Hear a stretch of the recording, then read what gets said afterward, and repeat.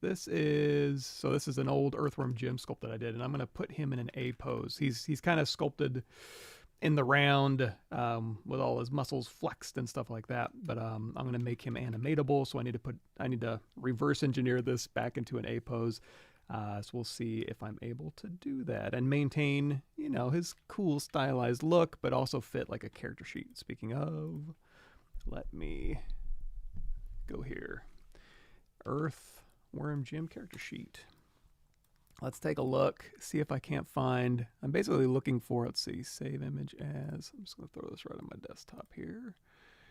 And let me see if I can find one more with like his skinny little legs. I just need, basically I need his volumes for his chest and then an appropriate volume for his legs. I think this will work. Save image as, and again, right on our desktop. Beautiful. All right. So, how to salvage this. I'm going to hold down Shift. I'm going to touch that little paintbrush icon to turn off my poly paint. And then let's switch to a, I guess this matte cap is fine. So the gun, I don't really need right now. So I'm going to go ahead and delete this. We can always bring it back in since we have this file saved here. And then the head, I want to go ahead and rotate the head around so he's looking about forward. So let's hit W. Let's reset our gizmo by holding down Alt and hitting this little back arrow, and then we'll go to move multiple of the stacked pizza boxes. If you Control Shift drag, that'll unmark everything, but if you Control Shift drag over multiple subtools, then you can obviously go through there and rotate everything. So we're gonna move him. Oof, boy, he's something else, isn't he? So he's got his little wormy body in here, and I guess let's go ahead and just line up his face. So let's keep resetting and putting this back in the middle. And then right down the middle of this, let's go ahead and append. I'm not even sure where middle is. There we go. Here's center right here. So I just appended a cube, and that's kind of where middle is. So let's bring this up. Let's turn off move multiple. And I'm going to use this as a guide. I guess we could also turn on our floor. So if we go over here to floor and X, Y, and Z on, and let's go in here to draw, and let's do a grid size. There we go. So yeah, this thing's interesting. This is an old file. Now, if I'm going to be doing like a bunch of mirroring and welding, which I think I probably will be, I don't even need all this detail really, because it's going to end up being redone anyway. So what I'm going to do is let's go down here to geometry. Let's drop it down to like subdivision level 3. Reasonable. We'll hit delete higher and delete lower. Now it's just a piece of geometry here. So again, if this is the middle here and that just lines up with that middle line, we'll go ahead and we'll go back to move multiple, and we'll just kind of rotate just here-ish, let's say. Now, let's do this. Let's do geometry, modify topology, mirrored weld across the X. There's my X-axis, hopefully. We don't have local symmetry on or anything like that. We'll mirror and weld. Actually, let's go ahead and turn off our floor. All right. It's a little weird, but we're getting close, right? So I think that's a good a start as any. So we'll start finagling this back in. Hello, everybody. And I am keeping an eye. I'm just doing stuff. So if you have any ZBrush questions, shout them out in the comments. I can't promise you I'll have an answer, but I'll give it the old college try. So I'm going to go ahead and move this. Let's go in here to our brush settings, and we'll say brush, auto masking, go down here to topological. Let's change this range down to like 1.5-ish. And I'm going to scoot this lower lip over and this upper lip over. We'll turn our floor back on, and kind of looking down. Actually, you know what we could do? Let's do, I deleted lower, but I can reconstruct back. So if I want to do like a smoother or a less intense move, or an easier, I should say, an easier to blur moves, because if I'm on a really high subdivision level and I try to like control tap to blur this, I can always go like way out here and mask lasso, and that'll kind of blur it out. Or with the new transpose, if I hit W and then control drag along, that'll give me a nice smooth mask. But you can also just drop down to subdivision level if you have that available to you. And then now when I mask this, I can control tap to blur that out, control tap to invert. There we go. So we'll just kind of swap between. So now I'm going to put this right behind here. So we'll grab that joint and we'll just move this back behind. And then I'll just really quickly try and salvage as much as this is possible. Again, not a huge deal. I can always resculpt. But we'll give it the old college try, like I said. And it looks like when he's... Oh, I can't show this. There we go. When he's looking from the side, like I have him sculpted, it's part of the thing about being able to do cool stuff in 2D and it kind of falls apart in 3D. You know what we should look up? Let's see if anybody's solved this already. So I got the character sheet for proportions, but let's go ahead and do like an earthworm, gem, sculpt. See if there's like a... Because, yeah, he starts looking... That's a cool one. He starts looking...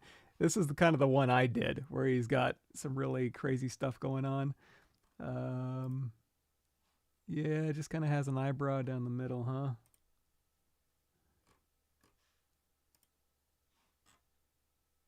Yeah. You know what? We'll probably just end up doing something like that. We'll figure it out. We'll feel it out. We'll see how it goes. Yeah, okay. So we'll give it a shot. And like I said, we're just lining up the middle of his face. The body, I don't care that much about. If we do want to salvage the body, we can go ahead and split this up. So I'm going to go back up to subject level 3. We're going to say, again, delete lower so we can kind of do some slicing and dicing. I'm going to do Control-Shift. We'll grab Select Lasso, and I'll say, you know, right above that little nubbin. What is that on an earthworm? Somebody look that up. The worm nubbin. We'll go ahead and take that out. So we'll go ahead and say split hidden, and I can cap this off. We'll just say geometry modify topology, close holes, and then we can remesh this and whatever we need to do. Now for the head, we'll go ahead and do another close holes, and you know, we'll scooch this over. I dropped my Z intensity down on my move brush by default. It just gives you a little bit of a nicer move. And like I said, you can, if you have a high res mesh, you can zoom out a little bit and just do a really soft lasso. And that'll kind of get you rocking and rolling. Now let's turn our floor back on. So there's our midline here. Big old brush. We'll scooch this over here. Go to the top. All right. And then I'm going to do another quick mirror and weld across the x-axis. Say yes. There we go. There's the start of our face. We'll start there. This eyeball, let's do this. Let's say we don't need the super small eyeball. I think we're going to have to keep our eyeball about the same size. Now, I do have some special stuff going on with this eyeball, so let's turn that off. To make this a little easier on me, I'm going to hold down Shift and shoot this one to the bottom. Alt-tap the pupil, Shift, shoot it to the bottom. Alt-tap this one, shoot it to the bottom. Now I know my bottom 3 are what I want to merge. I'll just merge those down. That's underneath. Oops. Subtool, merge, down. And then, since these are merged, and it probably doesn't have any resolution, we're good. It looks smooth, and of course when I get rid of a little piece of that, that's because we have dynamic subdiv on. So we can just, we'll go ahead and leave that on. Get rid of the small eyeball, we'll say geometry modify topology, delete hidden. And then W, let's go to unmesh mesh center here. And we'll have him looking vaguely forward. And then we'll fit his head. So we'll say, we'll do a quick mirror and weld across the X without dynamic or without any sort of symmetry on. And then we'll say, we'll turn on X to go into X symmetry here. That's under transform, activate symmetry across the X. And then we'll say reset, go to middle. And then now we have a little pair of eyeballs. If we're aiming for a neutral face, we could, let's go ahead and turn on X symmetry for the face here. We can probably, you know, smooth out his extreme, more extreme expressions. Let's see. Does that work? I mean, if you're gonna animate this face, could I, you know what I could try? I could try putting the character creator mesh and see if I could really, well, I don't know. I don't know if we'll do that, but Let's go ahead and do the same thing for the teeth here. I'm just going to go ahead and merge these teeth down temporarily. And then again, we'll just kind of line this up here. Oh, sorry. Yes, question. Hello, everybody. Rodolfo, how you doing, man? So again, sorry I'm late. I posted on the channel that I had a little thing this morning, but I'm catching up now, so 11 to 1. I should get my 2 hours in. How do you deal with visibility options in split screen mode? Oh yeah, it really bugs me. You can only see one subtool on the other side. Yeah, so for those who don't know, I use split screen so much that I even have it out here in my custom area over here. Where you can find that is under transform. Yes, transform, split screen. So split screen, basically how this is awesome is if I want to load up, you know what I could use? He's got some muscles on him. Let me see if I can load up. Let's do this. Let's do everything here, and let's do muscle.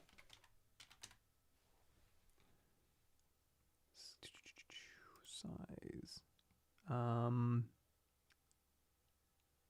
Okay, scan data. I was like, where do I put all my stuff? Scan data, bodybuilder bundle. Yeah, he's got big muscles, right? Let's do cleaned neutral Z tool, bodybuilder.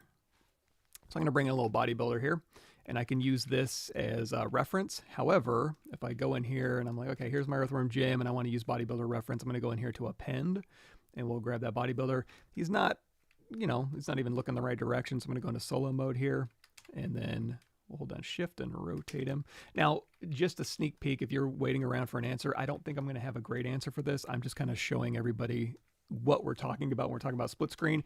And then we'll see if we can't come up with like some novel, I don't know, something that might work. I have a feeling it'll involve, some trickery or like some temporary like merging together of things and then sculpting and then breaking apart of things and then reconstructing is my guess, but we'll see. So I got some muscle reference here on this guy, and I want to have my body showing while I have this muscle reference up at the same time. Now, if I overlap them and scale them the same way, all I need to do is I'm gonna hold down shift, turn off this eyeball, and now I'm gonna tap the nameplate to have just the bodybuilder showing over here. And then I'm gonna go up here to my Earthworm Jim body and tap that. And then now both of these are on.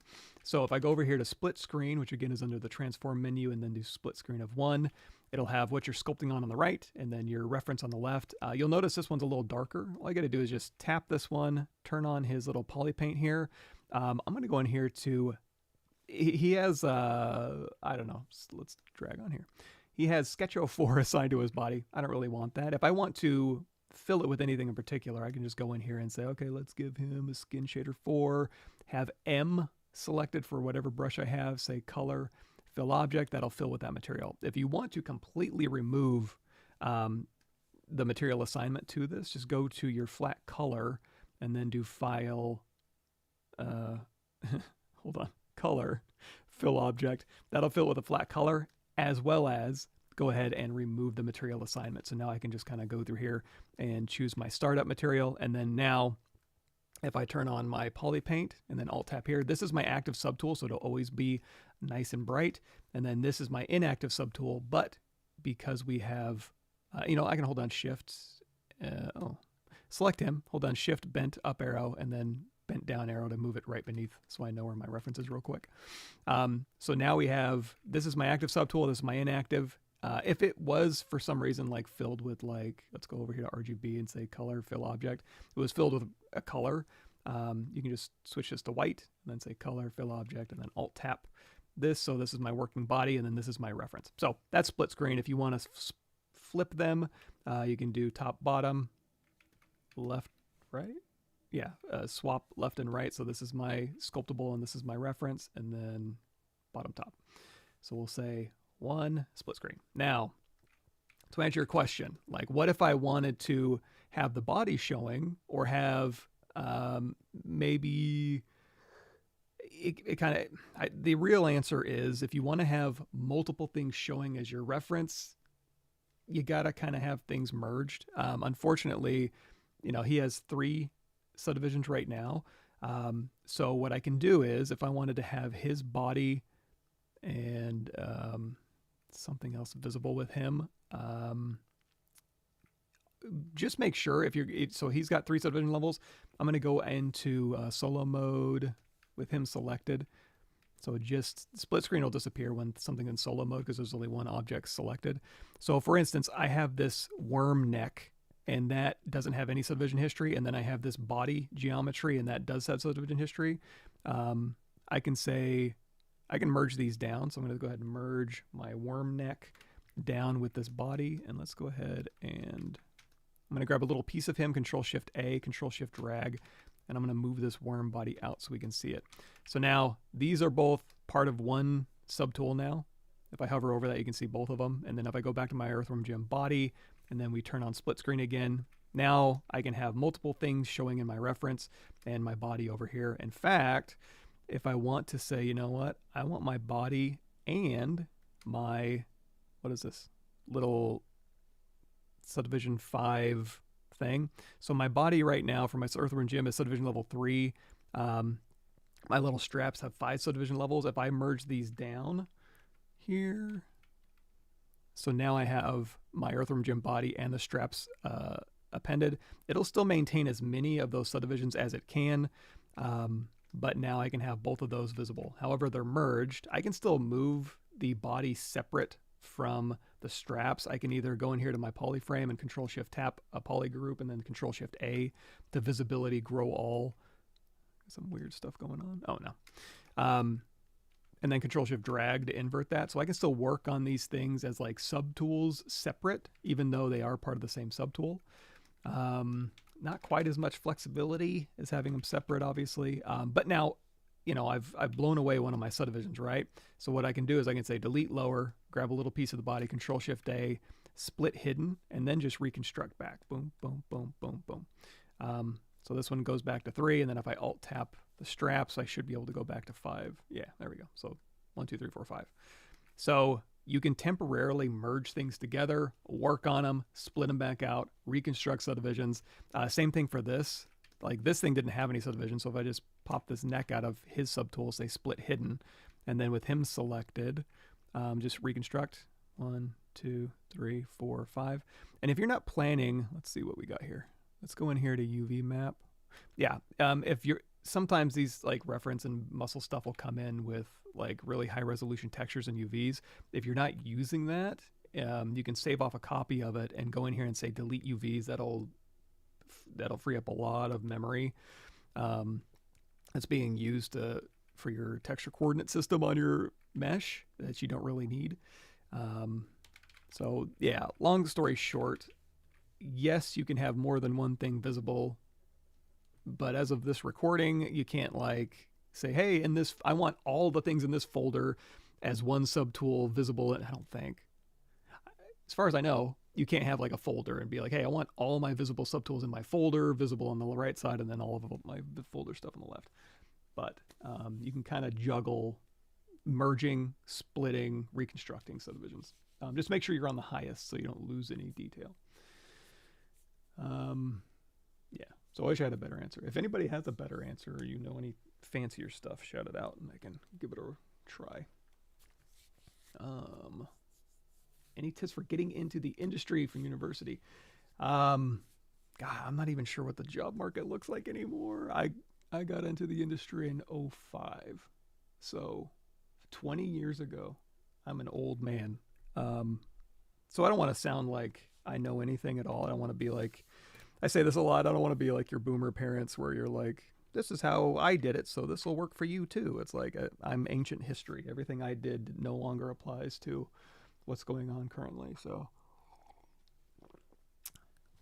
it's interesting.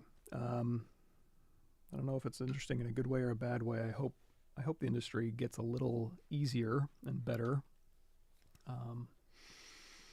General rule of thumb when I was coming up was tailor your portfolio if you can to the job that you want. Look at the people where you're going to apply, look at their senior artists and try to match what they're doing. Try to narrow your portfolio down to something that's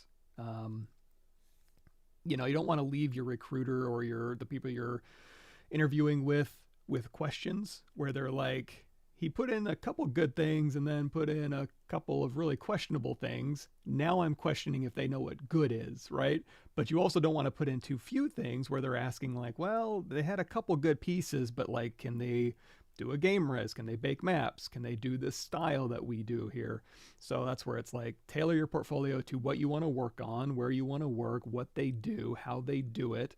Look at their senior artist on ArtStation or whatever and match what they put out and to that fidelity level, and try not to leave any questions in their mind as far as like what you're capable of, because the path of least resistance for people looking at portfolios is to go, they showed me everything they can do, their work is up to a certain level, I have no questions about if they can do a game res or I'm assuming you're going, like, if you wanted to go into game development, because that's what I know, but VFX is probably different. But they have a set of skills, they practice them, they've shown me that they can do it, and now when I'm interviewing them more about like their process, if they really did the work, I suppose, if you have that kind of question in your brain, how they fit in, how they problem solve, because especially as fast as this industry moves, like 99% of what you're gonna, well, I can't say that, a lot of what you may end up doing is problem solving depending on the type of role you end up playing. But even if you're just doing stuff that's like, hey, do a game res of a thing and do that 1,000 times for the next 5 years for this game or movie or whatever, there's still problem solving usually involved, when you're doing different types of assets that have different kinds of requirements and stuff. You got to talk to different departments and make sure you're a good communicator, all that good stuff. Any AI integration in this version of ZBrush? Anyone? No, not that I know of. I haven't stayed up to speed. So, but I think that they just had a ZBrush Summit. Let's go look at that. ZBrush Summit. Oops. Spell it right. There we go. 2025. Yeah, they got it up on YouTube. Day 2. ZBrush. Years of ZBrush. So it looks like, yeah, ZBrush Summit 2025. Day 1. Day 2. I'll get caught up here. But yeah, 9 hours worth. So watch for the next couple days. Sit down and watch the ZBrush Summit stuff. Okay. I have a question. Often when I'm using projection feature to create displacement in higher subdivision level, I find where the mesh areas are close together like fingers. Any tips? Oh, this is a good one. I don't do a ton of displacement. If you're able, let's see if I got an example here. I'm going to go, so we talked about merging stuff and split screen. I do have some hands on here. I don't I? Hold on. There they are. So like if I was going to bake this out, obviously this would be very gnarly. This was more for like a 3D print scenario, so I didn't have to worry too much about, in fact, I think it was very much for a 3D print thing. Let's go ahead and get rid of this body here. So I didn't really, oh yeah. So the reason why I have the eyeball like this, and then also the eyeball like this, was this had like a clear coat glass applied to it. So I had a very specular, kind of like the lens of your eye, with a little bump out. We can recreate that real fast. So I'm going to go ahead and just delete that out of our scene. But going back to this, if I was to bake this out, obviously I'm going to have a ton of errors in here. If, you know, we could talk about this too. Let's do, so I'm trying to remember. So ArtStation. We have some ZBrush resources here if you want them. So if you go to my ArtStation page here, and you go to ZBrush What's New, here's all the What's New ZBrush projects. If you want to see like my live streams, you can just kind of go through here, and if anything looks interesting to you, usually there's like the little sizzle intro, like sizzle videos, and then you'll have a couple live stream stuff in here. You can watch like the making of this Oogie Boogie. And I need to go in here and add all my new stuff. So there's that.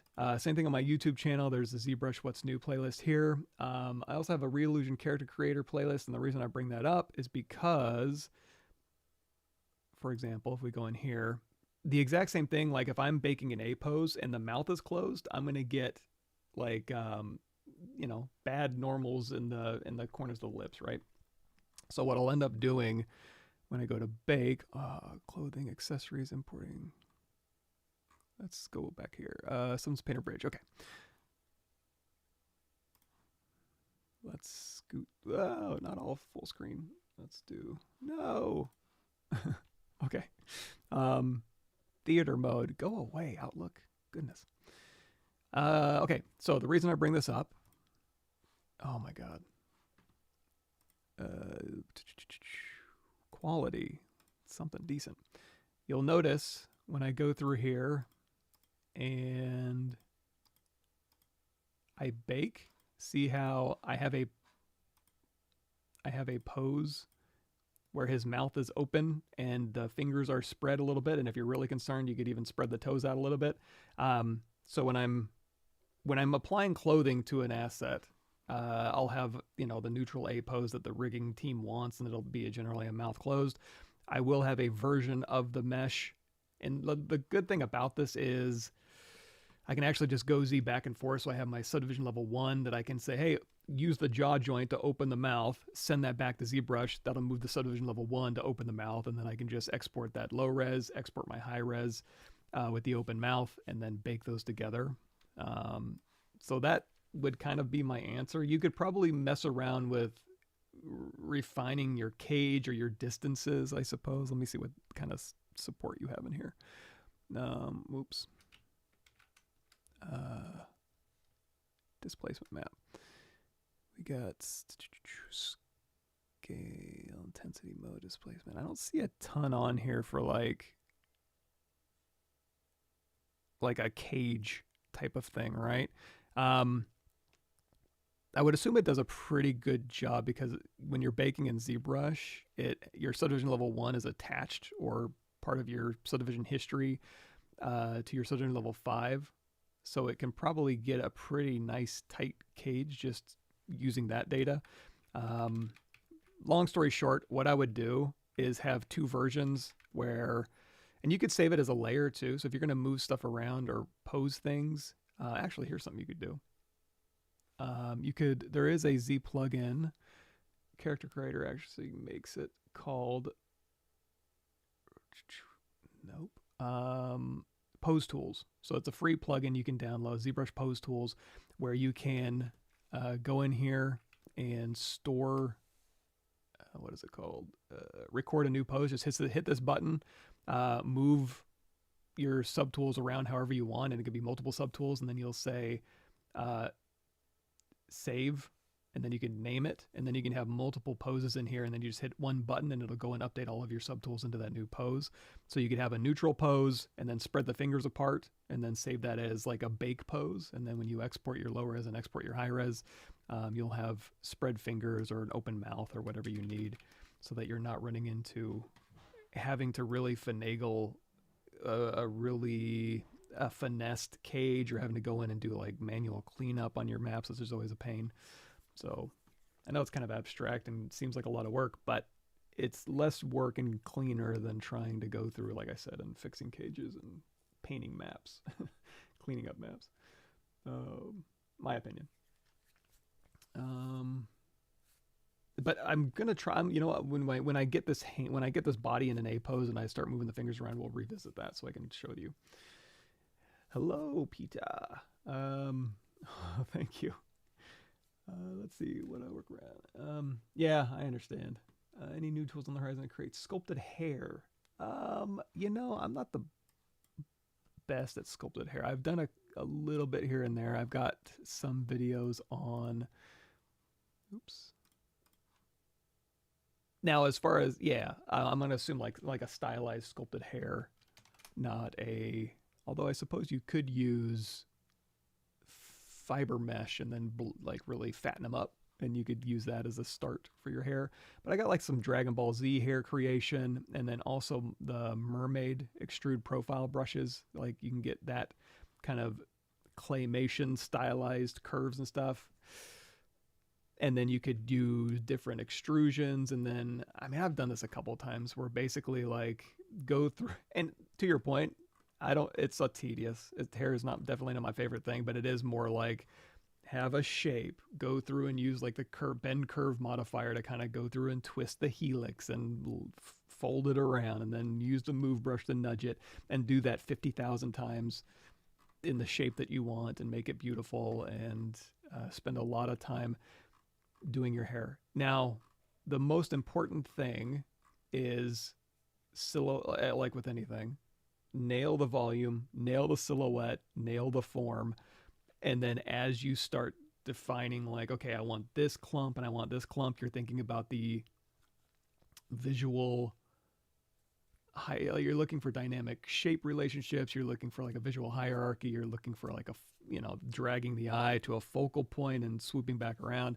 So do the big shapes first. And then as you start breaking it up, making sure your primary forms are being supported by your secondary forms, your tertiary forms are supporting your secondary forms. If they're not overwhelming your primary forms, you want to keep building towards your final awesome piece. And that's really just pure visual design. It's not like contextual or thematic. Thematic, I suppose, if it's like greasy, oily hair, or certain types of hair types, maybe.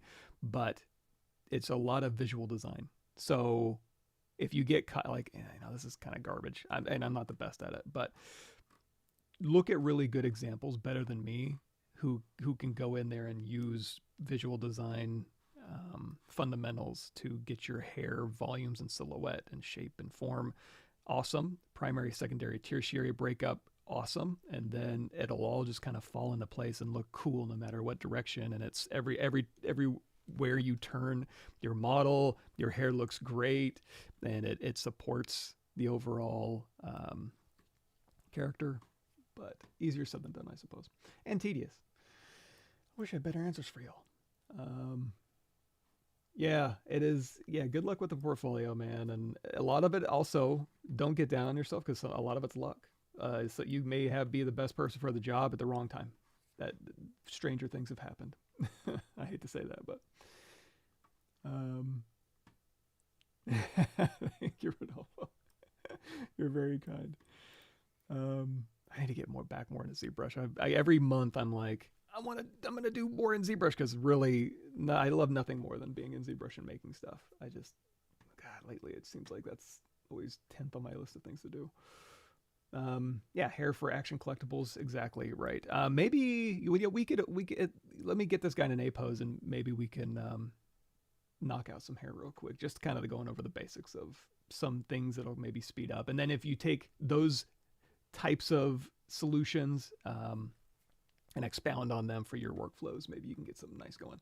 Or Google people who are really good at it, because they're going to be better than me.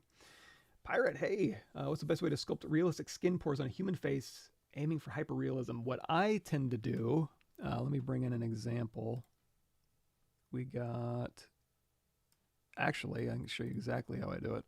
Let me think where to find this. This will be 1024 Scan Store YouTube.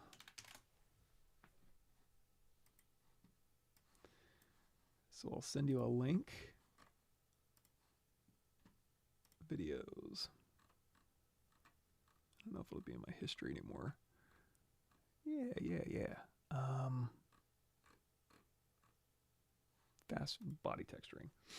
For example, this is what I end up doing, is I'll go through and I'll do my sculpt, and then I'll take a scan data with hyper-realistic knuckle wrinkles and elbow detail and stuff like that. And then I'll just shrink wrap the low reses together, and then I'll transfer that detail high to low, high to low, high to low, and then I'll end up with hyper-realistic pores. I got a couple of examples. Let me see if real quick I can think of a good one. There's one. I think my 40 Warhammer, my Ninja Turtle. I can open a couple of these. This guy. Yeah, let's open a couple so you can see what I'm talking about. Let's do Warhammer. Recording 40K. Streaming. There we go. ZBrush. Marine base body 06 gear. Let's see what this, oh. Okay, so when you have a Z project, I don't want to blow away what I'm working on now, so I'm gonna go through here. I'm gonna say load tools from project, so I can have a Z project, and then I can just load this. Here, weights, paint bake, ports. Yeah, this. It's been a while since I've opened this up, so I actually have no idea what I'm opening. But the basic idea is sculpt your body however you'd like. Okay, good. Perfect. So I got let's turn this poly paint off. So here's my Warhammer 40K, and let's take a look at the end result because those are fun. So for example, here's my naked 40K guy, and he just has scan data wrapped and projected to him, cleaned up a little bit, but that's basically him underneath. And then you go through and you can bind, and here's the making of. So if you want to see making of Co and the making of this guy, and then workflows for both, and then the Warhammer. I got a ton of live streams, armor, whatnot. But at the end of the day, this is what we're kind of aiming for as the base. Is you got all the plugs on there, you got some muscular definition, you got the proportions correct how you want, and then you just want to apply pore detail. So what I'll do is I'll do my sculpt, and again, when I'm sculpting, I happen to use I was using the character creator mesh for this one just for ease of animation, but we can kind of step through the subdivision. So there's subdivision 2, 3, and I guess we can turn on ports head, ports gloves, ports body.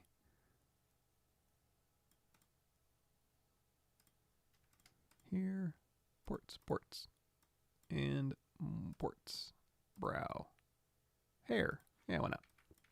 So here's the body kind of coming into view, and then when we go all the way up, 5, subdivision 5, subdivision 6, and then we kind of zoom in, you can see like where the ports are connected to the body. There's a little bit of detail there.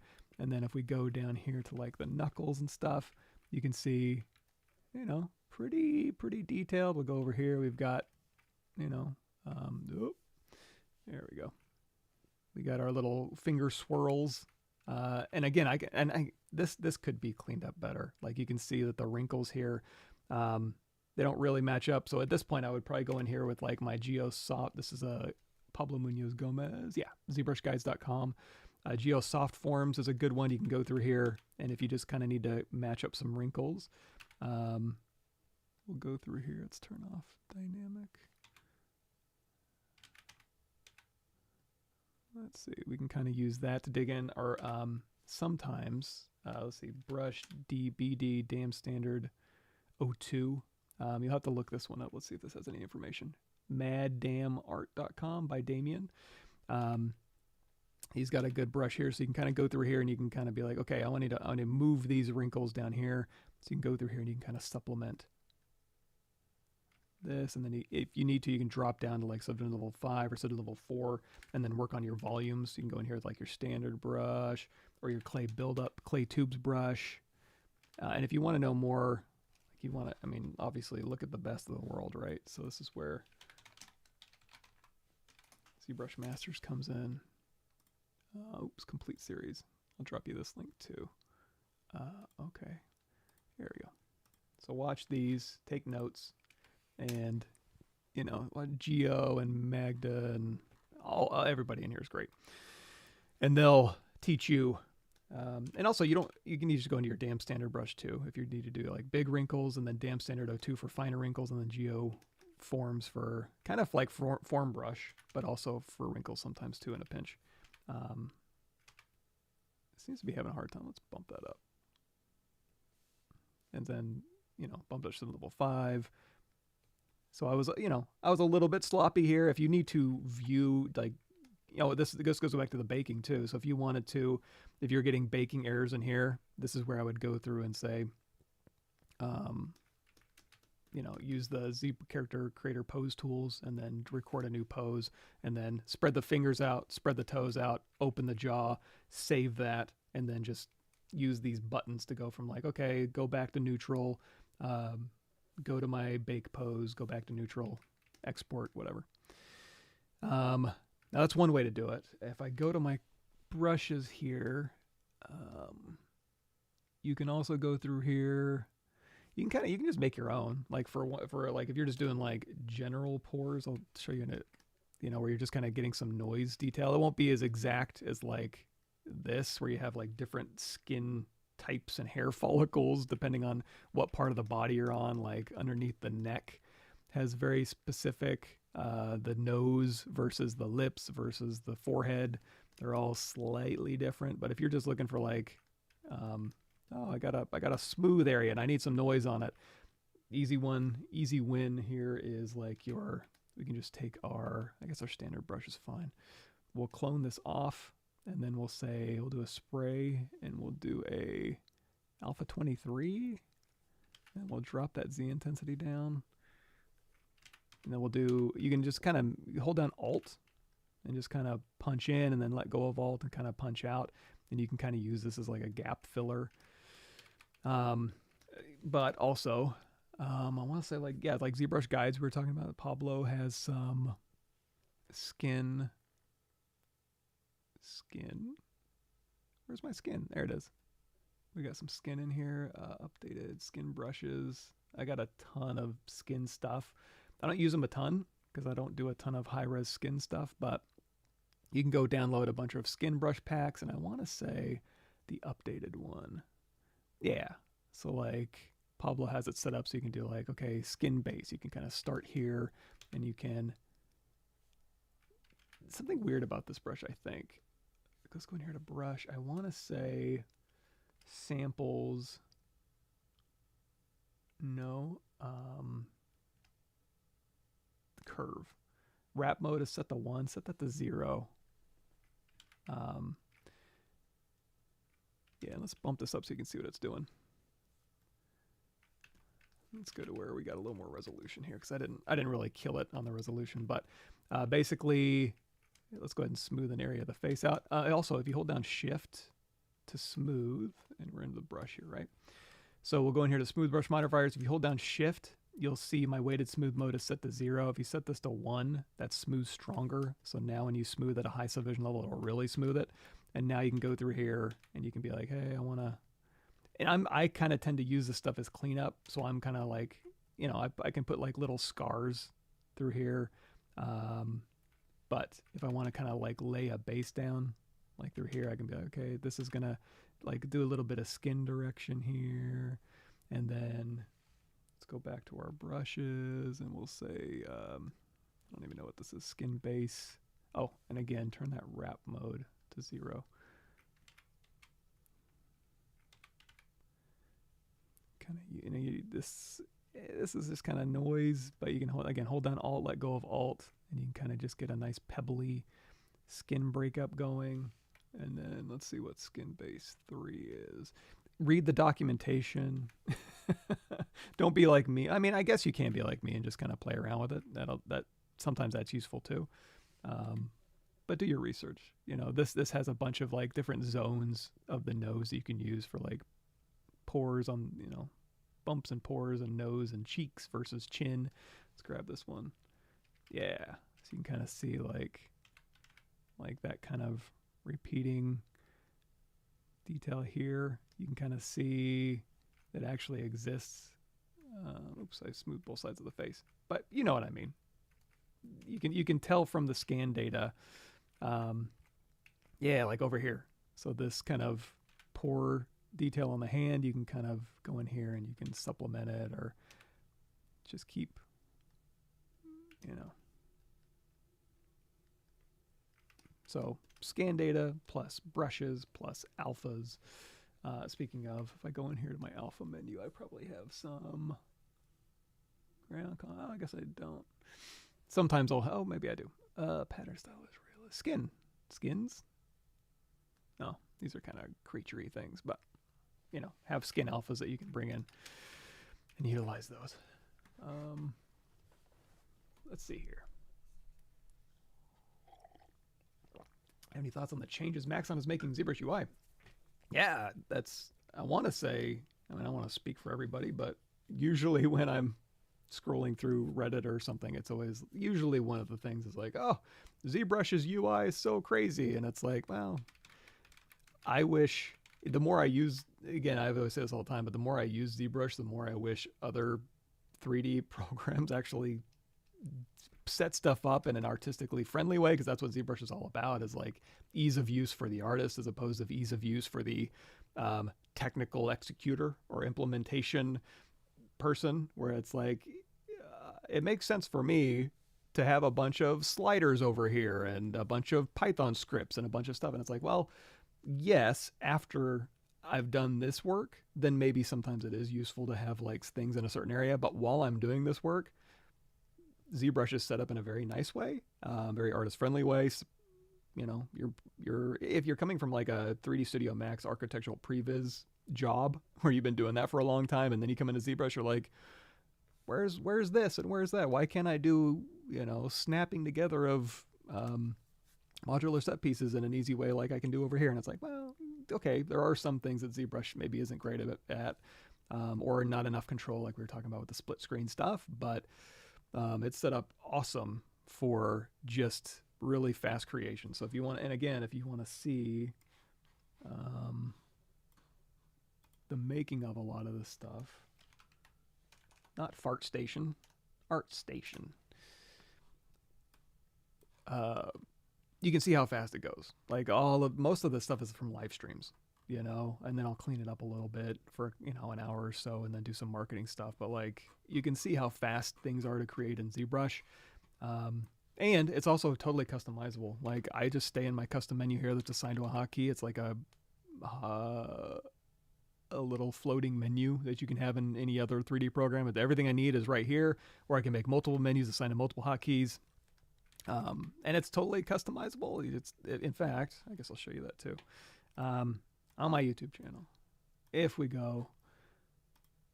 you're new to ZBrush, go to that YouTube link I sent out, and there's an intro to ZBrush new and updated. You can go in here, and then if we just do a search for like custom, here's custom brushes. What else we got? Yeah, custom interface and custom menus. So you can customize ZBrush however you want. But as far as like interface goes, it's fine. It is what you want to make of it. Hopefully, if they do make changes, it'll lower the barrier to entry for anybody new coming from other programs, and they'll be a little less, the learning curve will be a little less steep, I suppose. Yeah, all good stuff. They know what they're doing. Easy way to cut UVs manually in ZBrush rather than export into the software. Anybody to do that in ZBrush other than using polypaint? Yeah. Let's talk about that. Yes. Yeah. So Rodolfo called it out. Let's talk about that. And in fact, if we go in here, I want to say, and it's probably going to be in the ZBrush What's New stuff, but we'll do like UVs. Yeah, this one. So UV unwrap, cut your seams based on creasing. So check out this one right here. I think that's a decent video on that, but we'll take this guy for instance. So we'll go in here. And so if you want to just do UVs the old fashioned way, like we were talking about, we can go in here to Z plugin and we can say UV master. And again, this is very artist friendly. It's quick, it's easy. You paint where you want your stuff, or, you know, you enable control painting to make UVs bigger or smaller. You don't have to go in there and finagle UVs. On the flip side of that, you don't have a ton of control relative to other programs maybe. But you can go in here and work on clone. That'll drop it down to subdivision level 1, apply a skin shader. And then now we can go in here. And in fact, we can even say, show me, check my seams. So I already have seams on here. So if I want to go ahead and I can say symmetry. You can turn on polygroups here, and it'll break up your UVs based on polygroups in your UV master. So we can say, you know, I'm just going to do a clean unwrap, and then we'll say flatten, so we can see what it did, and then we'll say unflatten. And then if, like you were saying, if we want to enable control painting, we want to attract, and we'll turn on X symmetry. That'll make it so that we can actually paint. Let's go ahead and turn off line, and we'll turn off fill. So now it's like, okay, I want to attract here and maybe on the inside. Oops. Here. And then areas you want to protect, you can say I want to protect the face, right? And now when we unwrap, it'll use that information. So when I check our seams, you can now see like, hey, okay, all right, nice, nice, nice, decent. So that's a start. You can use this as kind of a start. We're going to go ahead and say copy these UVs, and we'll go back to our working model with our high-res mesh, and we'll say paste UVs here. And then let's go down here to subdivision level 1, and let's go into solo mode. And let's go down here to UVs. So not Z plugin UVs, but we're going to go in here to tool, UV map, and in here there's some creation stuff you can do, unwrapping stuff you can do, and in here you're going to see you can do auto seams, which is kind of what we just did, right? Like unwrap, give us auto seams. But right now I can do crease seams. So if I go in here, let's turn on the line and fill. And you know what? Let's do Control W. I'm just going to make this all one poly group. We'll make a bright one so we can see it. So wherever, if I go in here and I say uncrease all, that'll be under your geometry crease menu. I don't have any creases. However, I can say, you know what? Show me, put creases where my seams are. Now you have creases on your seams. And then if you want to go in here and change any of this up, like if you want to go through and be like, you know what? I want this to cut around the foot. Let's go back into our Z modeler brush, BZM, hover over a point, and we'll set this to crease shortest path. So now what we can do is we can go through here and we'll tap on this, and then we'll maybe tap here, and that'll put a crease line along here, and then maybe I'll go up the foot and around the toe, and I'll just basically cut in new seams exactly where I want it, like so. And then if I want to get rid of any seams, same deal, I think. Let's do this. Let's go here. Oh, undo that, hit your space bar, and I think that'll reset it. So it doesn't like try to go from this vert all the way over to where we clicked again. And then we'll go ahead and, so we're cutting in new seams like so with our creases here. And then it's like, okay, I want to get rid of this extraneous crease. I never actually tried to do this. Let's see. Yeah. Let's hover over an edge, and we'll say crease edge, and we'll say, I'm going to hold down Alt, and then let's go here, Alt. I want to see, let's say crease edge loop partial. Let's hold down Alt. I'll go to the near, yeah, okay. So we can just use that to kind of clean up these creases. Oops. And let's switch this back to just crease edge. So we've creased some new creases. We've creased some new potential seams, and we've gotten rid of another seam. So now if I go over here and I say unwrap, it'll do it based on my creased edges. And so now when I go in here to, I'm going to turn my bump down to 0. We'll do morph UV. And now you can see my foot UVs have been cut exactly where I want on the exact edge that I want based on creasing, as opposed to kind of vaguely painting where you want, or, you know, if you want to use poly groups to have where your seams are, you can also do that. That's another way to really control it along with this create. So you can use your poly groups to kind of set up the big strokes, and then you can go in here and fine tune it with creases, if that makes sense. How did you project the details on the model? Oh, did I should have given that to you. Oh, here it is. So this thing, I used, you can use a program called ZWrap. I use Wrap 3, I think, or Wrap 2026 or something like that, where basically you just select points and it kind of jiggles one model onto another, and then you subdivide, and you use, I like to use project history underneath here. So basically, check this out. So we have a model, right? Yes, we do.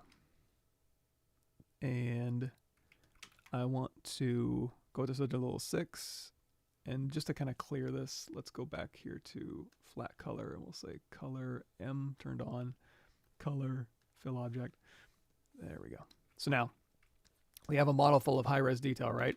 Let's say I want to save this detail, but I want to have a brand new subdivision level 1 that I want to project to. So I'm going to say, with this selected, if this line is a little hard to click on, you can go in here to edit, delete older, undo history, and then we'll control tap this. This is going to save those vertex positions. If you had a poly paint, it would also save the RGB data along with this sculpt data, and you could transfer poly paints as well. But we have this saved in history, and so now if I go down here to like subdivision level 1 and say delete higher, make any changes I want. I don't know, you want to add an edge loop, I suppose. Let's say insert edge loop. Let's say I want a little edge loop here and here and here, whatever. This is kind of a silly thing that I'm doing. This is basically, actually we could do this. Let's do ZBrush, same, adaptive size down a bit. Let's just completely, do I have a bunch of stuff on here? Let's say delete hidden. Yeah, I do. Let's try that again. Yeah. Let's do double. I don't know why. Let's think about this. So right now I have detail in the face. So let's go ahead and let's talk about that real quick. When I'm ZBrushing, let's add more detail to that face. So geometry, ZBrusher, I'm going to say use poly paint, color density set to 2. And then now if I go in here with my standard brush with RGB turned on, I can say when I'm ZBrushing, give me 2x geometry in the face, kind of like I do now. In fact, probably for the hands as well. And then if for some reason, for the toes too. And then if you were really wanted to be careful and you're like, you know what, I want to do half resolution, you can type in 0.5. Then you say, you know what, I don't need this here, and I don't know, back of the head maybe, or wherever you don't need detail, you could dial that in. We don't need detail here. So now when I ZBrush with use poly paint turned on, it'll give me more resolution here and in the hands.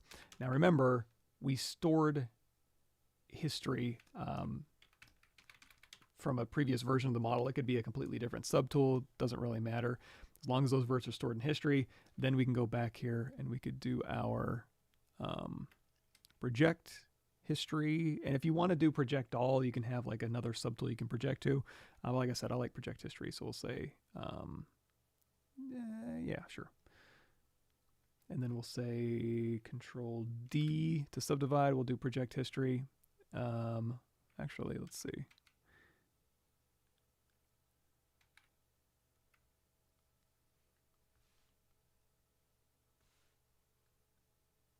Yes. Is it inverted? No.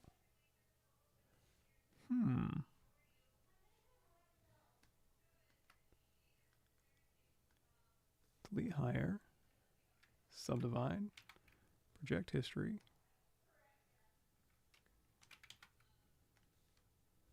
Oh, you know what? I'm dumb. Apparently when I was projecting earlier, I only had color turned on. Turn on geometry and color. That way it projects geometry too. So project history, Control D to subdivide, project history, Control D to subdivide, project history. And in fact, if you wanted to like save some areas, like if we go in here to UV map, we could go in here to poly groups. We'll say auto groups with UV, and then we can say, you know what? Like these things I don't want to subdivide or whatever. I can, let's do this. I can make those all one poly group here. So now when I'm projecting, I can mask those, or I can just literally just hide them. So now when I'm projecting, it'll keep those nice and safe. So I can say project history with them not showing. Come on, it's a little bit of juggling, but, and then we can say Control D to subdivide. I'm gonna grab a little piece of the head. We'll say project history. And in fact, in this case, I wanna say, let's see. I think I did add some geometry. You could also use morph brush. Remember that history we stored? We can also use our morph brush to morph stuff back if you didn't change your vert order. and we could use that as a cleanup method. Let's do this. Control D to subdivide. Project history. And it's projecting millions of polygons, so it's going to take a little bit. There we go. And then we'll take a look here, make sure everything's decent, and then it looks like we'll do another Control D to subdivide. And we'll do another project history. The silly thing I was doing was like I was storing the high-res verts in memory, and then I was dropping down to sort of level 1 and I was adding edge rings. There's an easier way to do that. You can actually do a free subdivision levels, and that'll drop you down to subdivision level 1 temporarily. You can add all your edge loops, and then you can say unfree subdivision levels by clicking that again, and it'll project your new geometry to your older geometry, but you can also do it manually like this. So we're getting our details back. And then, so now you have subdivision level 6. Now, assuming this vert order is the same, let's do BMG. BMG is your morph brush. So if we bring everything back, yeah. Let's turn off RGB. So because I didn't actually change the vert order, I can have my my history is actually stored, so I can use this to go through and clean up areas. If I want to be like, grab these little eyelashes here, I'm going to grab a little piece of them, do Control Shift A, and then now I can go through here, the big old morph. Oh, you know what? My morph history. What I'd have to do is have my other subtools store history on just the eyelashes, because the vert order has to be exact same. But then I could actually go through here and morph this back. But right now I can just go through here and be like, yeah, let's clean that up a little bit. Anyway, that was kind of a bad example, bad demo, but you kind of, I might have some other stuff on my YouTube channel. It's been a while, but something like that. Oh yeah, and as Pro was saying, probably you want to overcrank. Like this is pretty subtle, but in fact, let's go in here to BC brush contrast. Let's drop down this to level 5 so it is a little more performant. Let's go BC brush contrast, delta brush contrast target. Delta will just keep making things sharper. Target will sharpen up to a certain point. So you can use this to kind of go through and kind of enhance your skin pore detail. Like you can really overcrank it. And when you're baking maps and stuff, that's probably not a bad idea. So you can go in here and you can do this for like a spot check to kind of go through here and just enhance certain areas if you want. If you want to do an overall enhancement, that's where you can go down here to your deformation here, and there is a contrast. You can just crank that up and then give yourself a really bumpy experience here. And you can do that on layer 2. So you can like go into your layers. Before you do that, go in here to your layers, make a new one, and then go down here to deformation, contrast, crank it up, and then we'll go back to our layer, we'll stop recording, and now when I turn this on and off, you can see there's my overcranked. Brush pack, yeah, that was, if it still exists. I've been out of the loop for a while. Let's wait for this to load. Yeah. ZBrushguides.com. Look for skin brushes.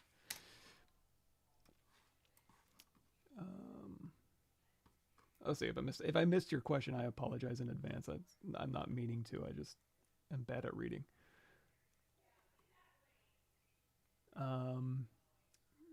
Did you have to unwrap it first? You don't have to. Like if you're using the UV map method, you can just, if we delete UV, we can just drop down to subdivision level 1, and then you can go in here and there are no seams to crease, so that's off, but you can do an auto seams in here, or you can manually just go through here and crease Or we can say, if you don't have any creases, obviously, you can say uncrease all. Make polygroups is a really easy way to get a good base, to be like, hey, I want the arms, I want the chest, I want the legs separate. Just get your big blocking UVs in there, and then just go in here and say crease PG, or go in here and say, oh, I guess you can't. So an easy start, if you didn't want to go into Z plugin UV master, is go in here to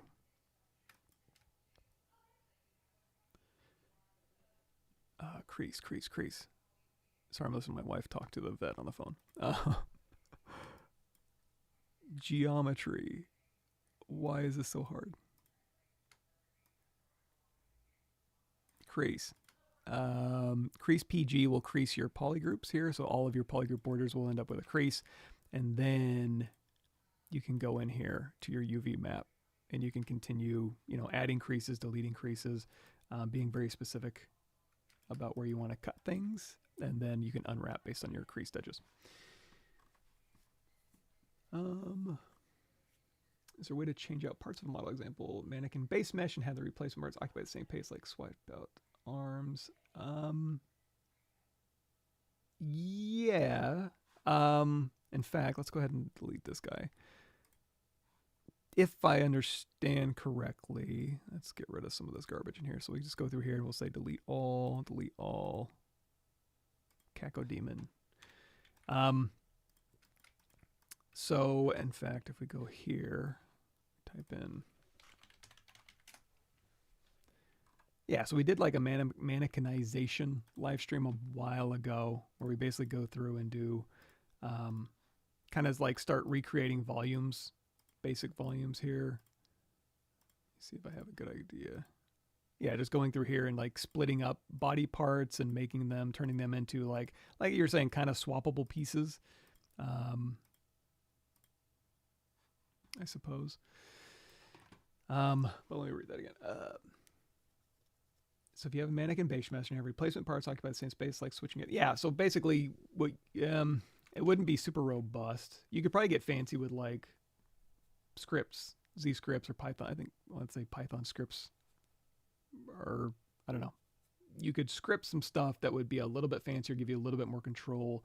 And I feel like in the back of my brain, there are like things already made that are kind of like what you're saying, which is like, hey, you can start out with like a creature base pack, and then you can go and swap out arms and stuff. But literally, the easy way to do that would be to like have a base A pose, and then just literally bring in subtools that you can turn on or off, and it'll literally swap out arms and legs and body parts. But if you did want to go through here and manually do it, that would be something like, let's go to our creature brushes here. Armored Predator M. So if I wanted to swap out his arm with like let's do this. Let's go here, start up, Control Shift, and we'll do a knife curve. So if I want to swap out his arm, let's say delete lower. There we go. And then I want to drag in, this arm, plug that in. That would be the kind of the manual way to do it. But if you wanted to be very specific, where you're like, hey, I want this to be like a low res and I want this vert to match up with this vert, then yeah, you'd have to be really careful about how you author your meshes, but then it would just be like a visibility toggle for your subtools, I suppose. File directory install, things like Decimation Master SSD drive, which I don't want.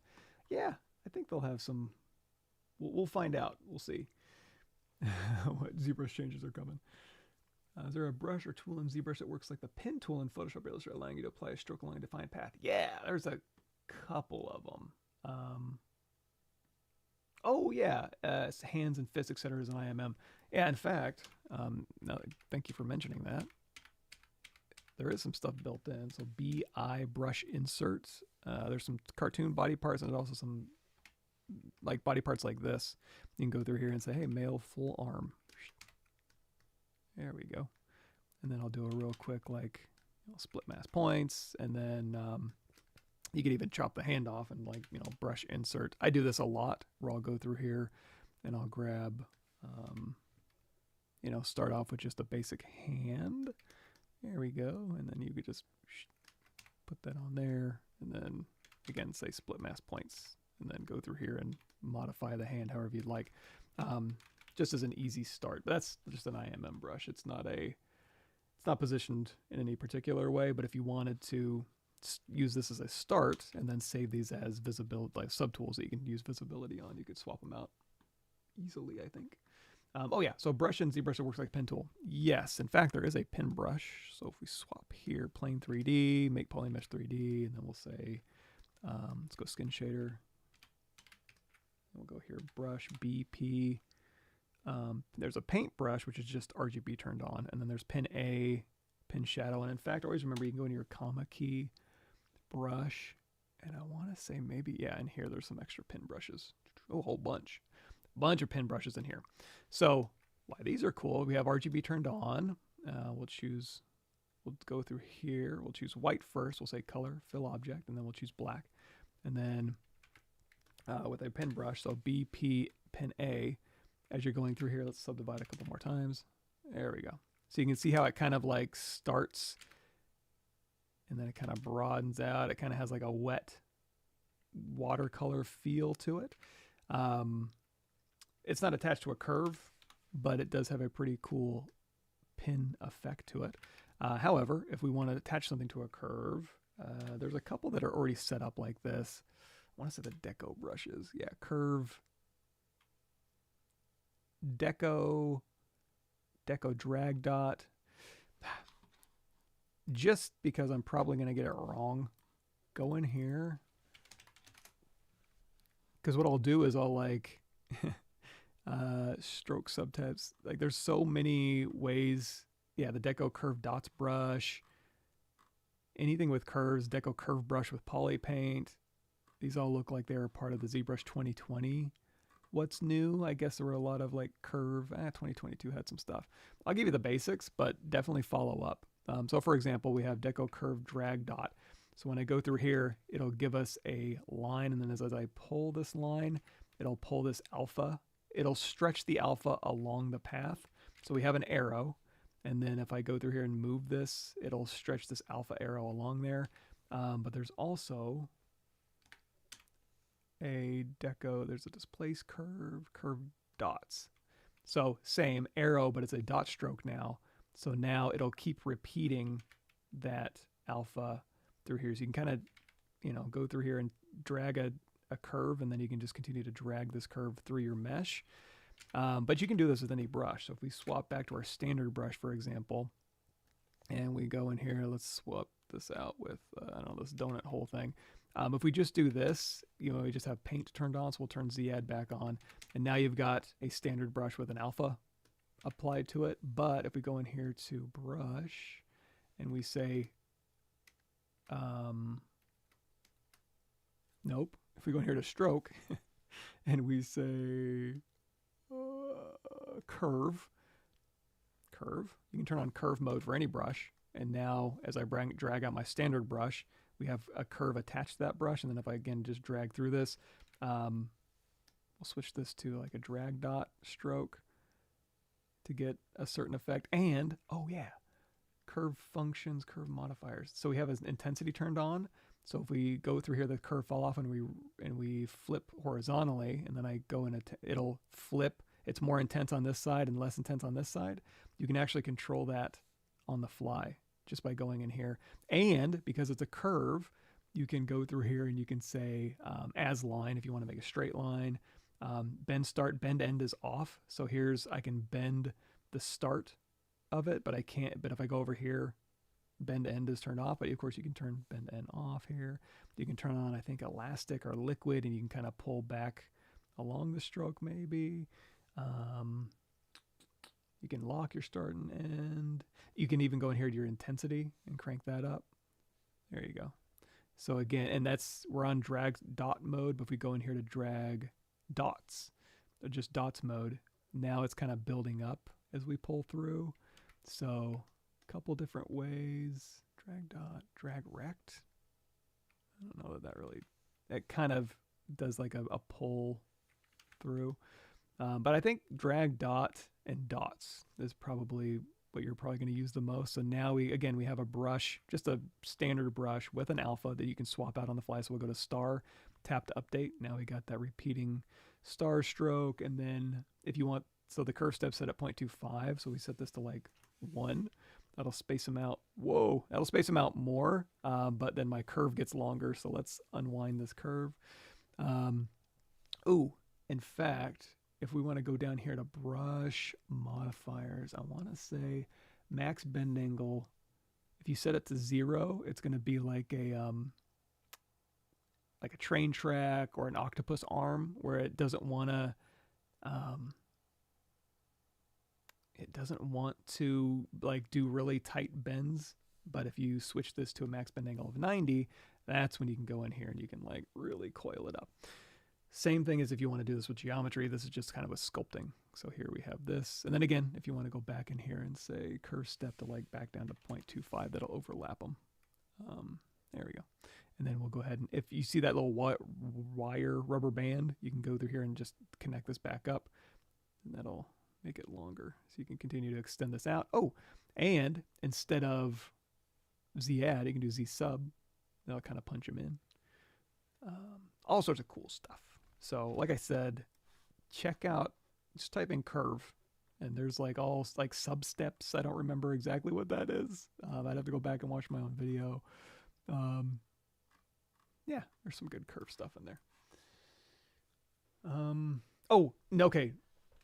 That didn't answer your question exactly because you want to apply it along a defined path. That's a little bit, I don't want to say tricky, but one thing you can do, I'll go in here to a sphere and we'll turn on polyframe here. We'll go into make polymesh 3D. You know what, let's do this. Let's zero mesh half. So we want to put a curve along a path, right? And it can be sculpted or it can be geometry, doesn't really matter. I'm going to go through here, Control Shift, and we'll do slice. So let's say that's the path I want it to follow. So now if I go in here to like BI brush insert, IMM curve, we'll just grab a necklace or bracelet or whatever. We can go in here and we can say frame. So we'll go in here to polygroup. There we go. And then we can say, no, we want to go in here and say, we don't want to mask. A stroke. What am I thinking? We want to go in here. We have polygroups. I'm going to turn off everything except for polygroups. And then we'll say frame mesh. That'll put a curve right along that polygroup border. So now when I tap on this, it'll update it with this mesh. And I can make my brush smaller, make it bigger. I can completely swap out with a, I don't know, necklace. Swap the mesh. These don't butt up against each other, but you can, tap off to get rid of that curve or go in here and say curve functions, delete. We'll say split mask points, and then I can just manually go through here and say, I'm going to grab this and I'm going to say mask, invert that, move, and then I'm just going to control drag, yoink, like so. So we'll go ahead and say, let's fit that right in there. And me being the type of artist that I am, I would probably just go here and I'd say, let's switch over here to our select rectangle. I would say delete hidden. And then I would go in here and I would say, so right now if I move, because we had originally turned on, what were we doing? Auto masking, topological's turned on. We'll go ahead and turn that off. And then I'd probably just say like, let me mask this. And I would probably go, yoink, doom. There we go. Oh, anyway, so that's one way where you could go through and you could like frame a mesh like so, or you could literally do like what we did earlier, where if you wanted to like stop it short or have something specific, you could hover over a ZM, hover over a point, crease, shortest path. I want to go here, here, here, here. Let's say I want my curve along here. Then I could go back to my stroke and I could say frame creased edges. Boop. In a pinch, you can also hover over an edge and you could say add to curve here. And I think you can just go in here and just continue adding curves here. Or if you want to first, let's go into our comma key. Let's go in here to brush, and let's do ZModeler. Go into your ZModeler brushes. There's one set up for slice, so just load up the ZModeler slice brush, and then when you hover over a point, it's going to be slice mesh. You hover an edge, it's set to slice mesh. Hover over face, mesh to brush. Let's set this to do nothing. So now, if you want to be like, no, I want a curve that goes from here to here to here to here to here. Actually, let's do this. Let's do uncrease all. Let's do delete curves. So now if I want to do, like, say I don't want to like slice through all my entire mesh. I just want a very specific line. It'll go through and it'll crease the line behind you. So now you have that crease, and then you can go in here and you could do like a frame creased edges. That gets a little bit ugly, doesn't it? Let's do this. Let's do weld points. That's under your geometry modified topology weld points. I'm going to do closed circle, so it'll grab those. And let's do this. Let's do a collapse edge. So now frame mesh, just like we did before, we could do a geometry. So brush IMM curve, whatever, tap, and then it'll just go through and do this. Or let's try this. Let's try this. Let's do it with our brush now. So we have something we can frame. Let's, ooh, it's going to be kind of gross to sculpt on, but let's try it. Let's go ahead and frame, and let's go back here to our standard brush is already set up a drag dot.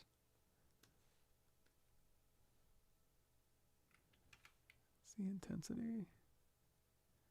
Yeah. Sculpting's a little bit trickier, because you wanna, if you wanna have it on a predetermined path, honestly, it'd probably be easier. I'm gonna go ahead and do this. I know people generally have a distaste, and I suppose I do too sometimes, but you can go in here, you can say BC brush curve. It doesn't really matter. Anything with a curve brush, go through here and lay on your curve. Oh, we already have, if you have something stored in history, it's going to want to snap to that. So I'm going to control tap the latest point in history, control tap it again to get rid of it. And now it'll stick to your surface. So you can just use any curve brush to go through here and lay out a curve. And then you can go through here and you can be like, hey, I want to kind of finagle that curve into space. And then,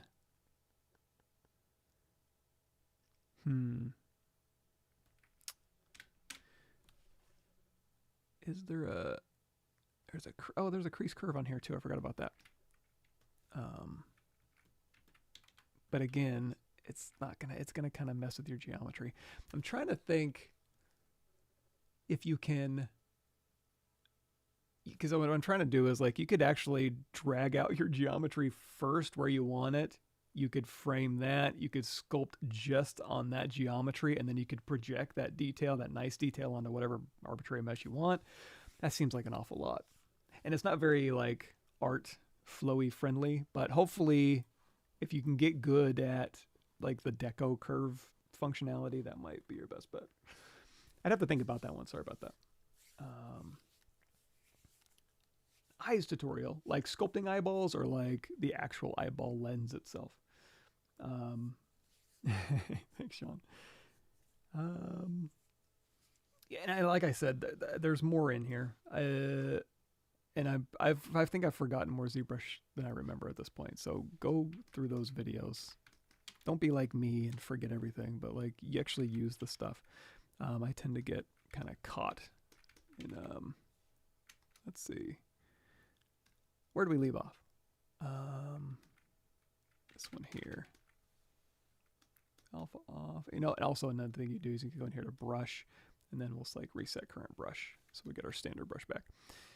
Hand actually has our geometry here.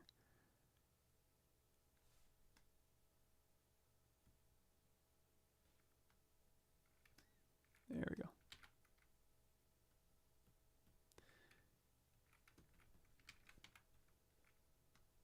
Didn't want to lose because I forgot to slice through that and I got rid of something. Okay, so we have a head going, and if we're just going to go through and sculpt right now, we don't have any subdivision history, the geometry's kind of nasty. What I would tend to do is like what we've already done. It's if I want a nicer surface to sculpt on, I'll go ahead and just like do a quick smooth and clean this up. And even though the neck isn't attached to the little coil down there, I don't really care about that right now. I just need slightly better geometry than what I have. So what I'll do is I'll have X Symmetry turned on. I'm going to control tap this point in history to store those vert positions. I'm going to say zero mesh half. Adaptive size down to 0 is going to give you nice even quads at the expense of maybe not capturing enough edge detail around here. But if I bump this up a little bit, it'll give me a little bit more leeway. And where there's major edge turns, it'll give me more geometry. So we'll go ahead and, you know what? We'll modify this first. So we'll smooth this out. We'll go in here and we'll kind of pull this to a point-ish. And even when if I'm doing a zero mesh, I tend to not want to give it too much to think about. So I might even go in here and like give that a little nubbin. I can always pull that out to a point later, but I don't want to freak zero mesh out or give it too much to think about, honestly. So I'll give it some easy problems to solve. And if I want to guide it a little bit, what I'll do real quick is I'll have, again, X Symmetry turned on, Control W to make it all one polygroup. And then if I want it to follow like a specific path, let's go ahead and turn off lines so we can see a little bit better and make this a little bit brighter. There we go. So I'm going to go through really quickly and I'm going to give it a polygroup around really important edges. So which is basically going to be around the eyelids and around the mouth lids. Lips. So your orifices. Orifices. So we'll go through here, and so I've got my edges, right? Right now, if I hit Control W, that's going to give me kind of a stepped alias look. It's not a huge deal. You can always go through here and do like a real quick, masking, mask our polygroup border, Control tap to invert, and then do like a deformation, polish by feature, open circle, and just tap. Or you know what? Maybe not even open circle. Open circle is just like polish the hell out of it. Closed circle is like maintain my volumes. Tap that a couple times and that'll smooth that border out. Alternatively, if you hold down Shift, again, we were talking about our brush modifiers, hold down Shift and you're going to see weighted smooth mode is set to 1. That's smooth stronger. In here, you're going to see groups border is 6. So you hold down Shift, switch this to 6, and that will literally just smooth out. You can manually go through here and smooth out just your polygroup borders, like so. But probably the easiest way is have your mask here and then go in here to edge loop and do edge loop mask border, and that will actually slice where your mask is, slice a nice even slice through here to get rid of that alias jagginess. And the reason I bring that up is because when we zero mesh, if you have jagged alias geometry, it'll want to build that into your mesh, which is not ideal. So let's hold down Control Shift. Well, I'm going to isolate this face and then we'll do a auto groups. So that'll give me a polygroup for the inside of this eye, inside of this eye. If we want to, we can make those the same polygroup. Just Control Shift, let's do that again. Control Shift tap, Control Shift drag to invert, Control Shift tap, Control Shift drag to invert, Control W, group visible. But the reason I did that is because I want to quickly, like, say, grab these here. We'll hit Control W, and then I'll get rid of this. We'll say Control W, and then I'll grab both of these polygroups, Control W.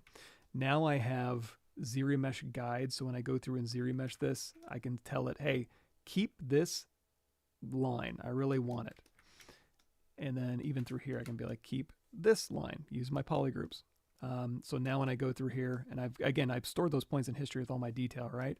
So now when I say zero mesh half, that size down to, let's do it where you need to see it. Geometry, zero mesher, half. Adaptive size down. We want mostly quads. I want to keep groups. Our groups are already smooth. We already smoothed them. And in fact, if you want to smooth them a little bit more, here's the full, like if you want to do masking by your mask by features groups, I might even do like a little bit of a grow mask a little bit, Control tap to invert that, and then your deformation, polish by feature. Closed circle maintains your volumes, which is nice, and then you can just drag that to the right a couple times. That'll smooth that line out. So now when we say zero mesh, half, keep groups, smooth groups down to 0. We've already smoothed them. We got a little control in there. We're using our polygroups. And then we have those points stored in history. So I'll just go to project.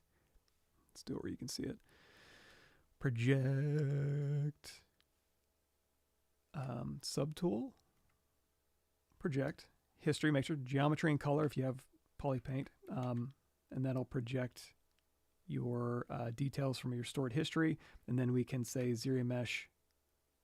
Actually, forgot. The cool thing about history is we can go back here.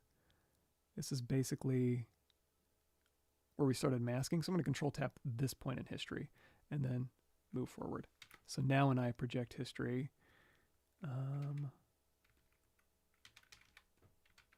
there we go.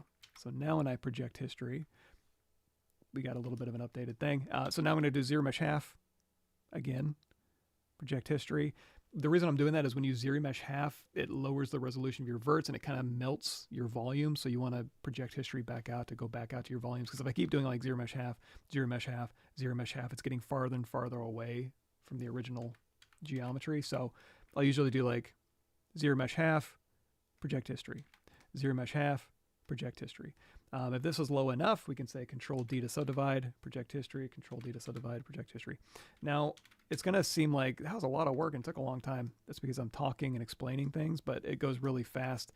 And again, this isn't even like, oh, I've got my final geometry. I literally just did that just to have something nice to sculpt on and something easy to kind of select, like, oh, I want to select on the interior of the mouth and go in here and work on the mouth a little bit.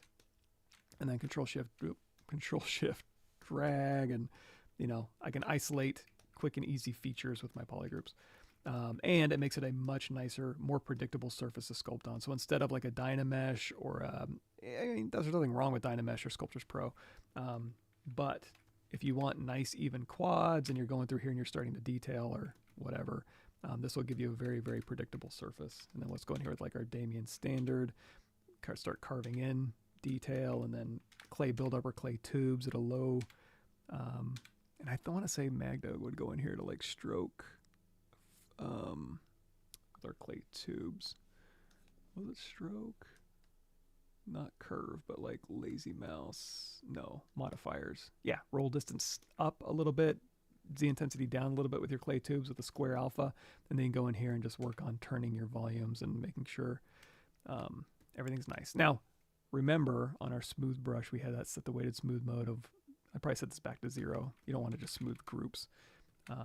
Oh, another thing too is when you're smoothing, there's 2 algorithms. So you can just kind of relax, kind of melt your surface, which is sometimes useful.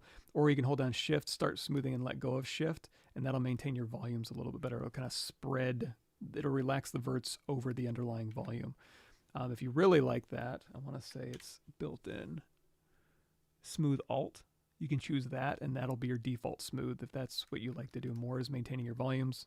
Or like I said, you can hold down Shift, start smoothing, and let go of Shift, and that'll kind of spread your smooth over a pre-existing volume.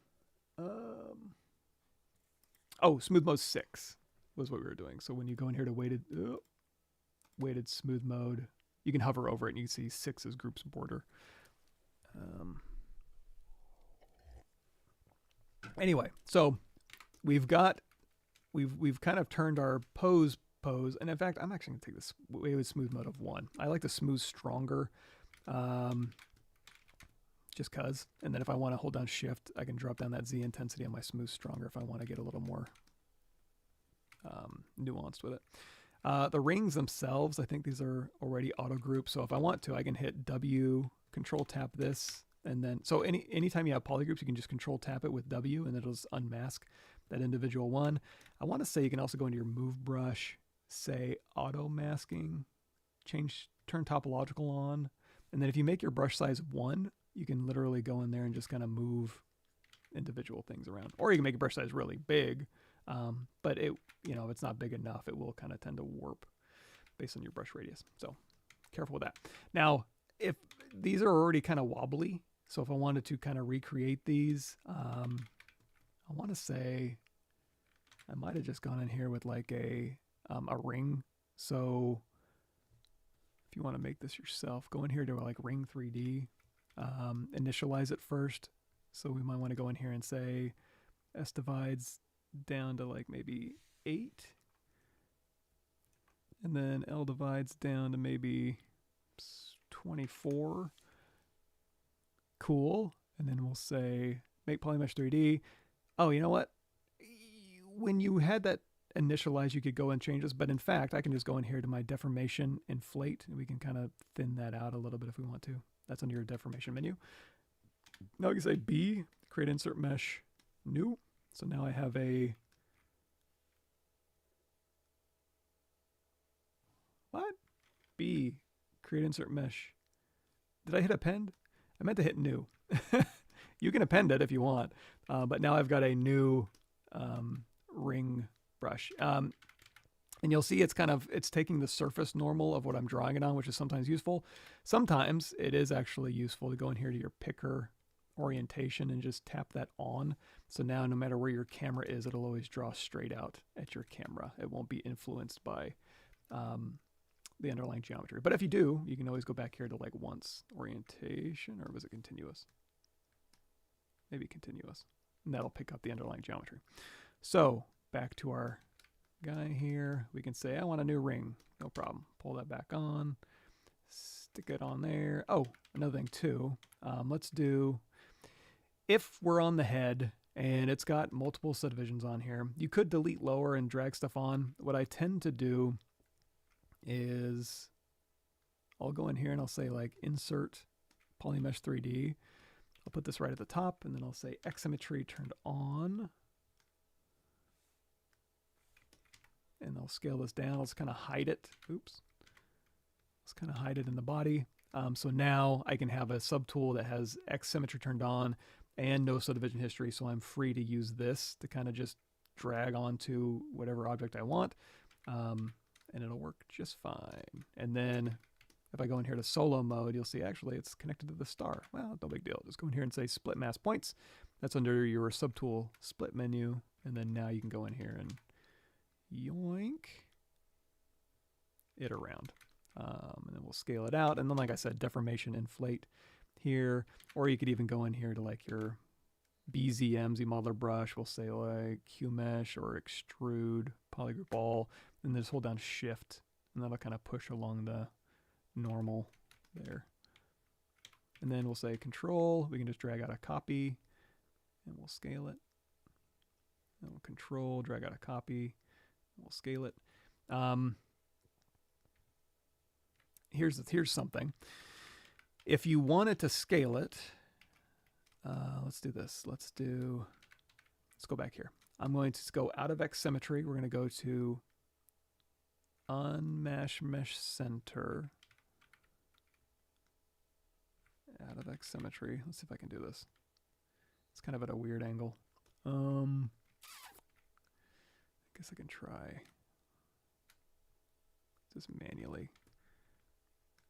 There we go. So I've got a circle and I want to duplicate this around. So if I control drag out a copy, if I scale it down, it gets thinner, right? It's not a huge deal. I can go through here and I can inflate it back up. But another thing I can do is I can I can scale this, but I can hold down Alt and I can scale along those two axes. So it'll actually make the ring smaller, but maintain the thickness, if that makes sense. So you can use that to your advantage to kind of maintain the overall thickness that you want, but also scale down. So again, if we drag this out here, instead of scaling uniform, which gets rid of your thickness, just hold down Alt and scale along those two axes. It'll maintain the thickness, but shrink your circle down. There we go. Now we don't need these rings anymore. Deleted. And then the teeth, I can just probably just sculpt these from scratch, but I'll just go ahead and do a quick mirror and weld across the X with delete lower on mirror and weld. Okay, good. Yeah, and then we'll do a split hidden. And then for these, we need to make sure X symmetry is turned on. Alt tap to select the different subtools. And that's another thing too, is I don't do a ton when I'm just working. I rarely look in here. Usually I'll just turn everything on or turn everything off, or if I need to know like, hey, where's my lower teeth compared to my upper teeth? I'll just hold down shift and shoot it to the bottom, alt tap, shoot it to the bottom, hide. Now I've just got my teeth, turn everything else back on, turn off my reference for, these little things or delete them out of my scene temporarily. So I tend to move. I don't use a ton of, I'll use folders when I'm handing off a file to somebody, but usually if I'm just kind of working, it's all on my screen, alt tapping and just grabbing. And then in gums, you can probably either sculpt in here.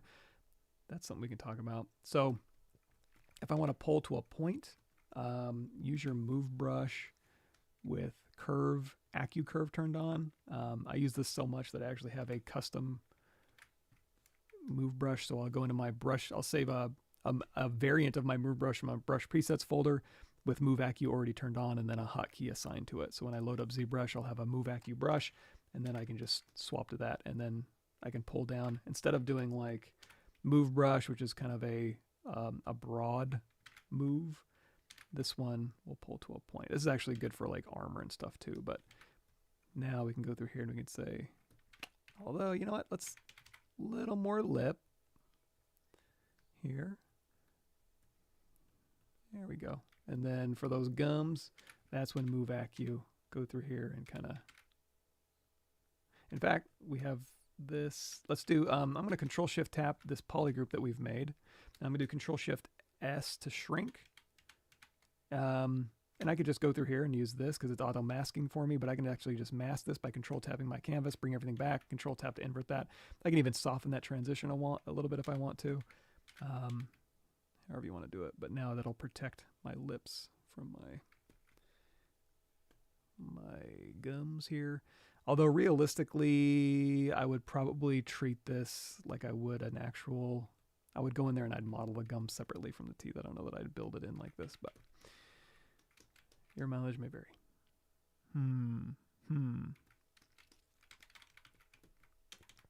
Body. At this point, it's like, do I want to... Goodness, what do I have open here? We're doing on time. We got 15 minutes. Let me see. Reconstruct.